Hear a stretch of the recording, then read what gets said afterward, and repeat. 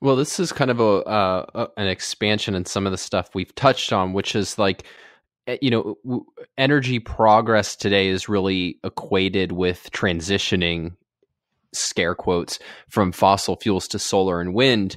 But in reality, what we're seeing is that policies that are forcing us to stop using superior energies like fossil fuels and nuclear and start using inferior energies like solar and wind is actually leading to real regress in energy availability.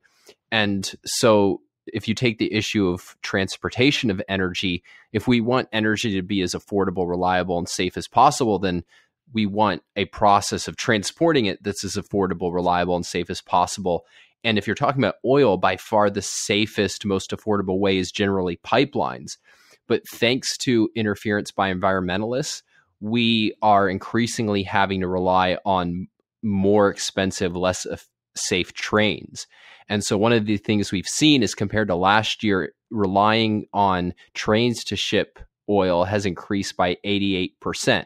And the cost to ship a barrel of oil is almost double, from $12.50 per barrel by pipeline all the way up to $20 per barrel to go by rail.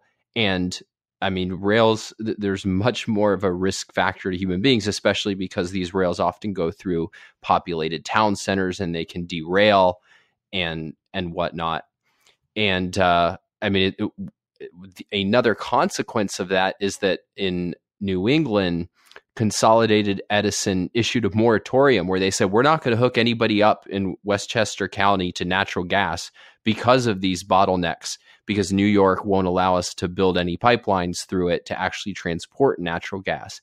And so we're really seeing this kind of backward step where we're having less access to energy, and we have it transported in more expensive, less affordable ways.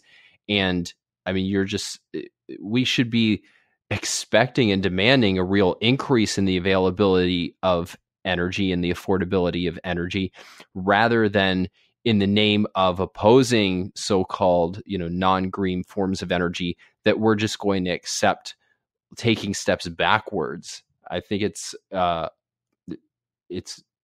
find it really disturbing. Yeah, I want to find this passage. Yeah, I thought of this before, but I just thought to look it up again.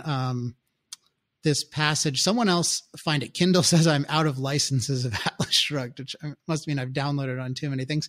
But it's the passage where Dr. Stadler is sitting in his office angrily waiting for Floyd Ferris. Don knows this well, so I'm sure you can find it.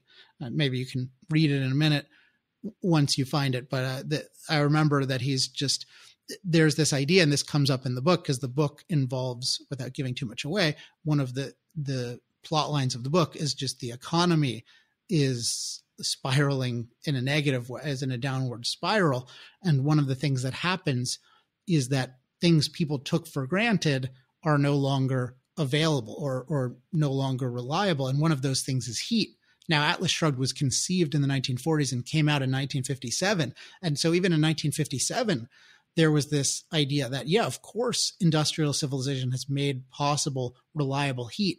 But because of anti-industrial ideas, reliable heat is really in jeopardy.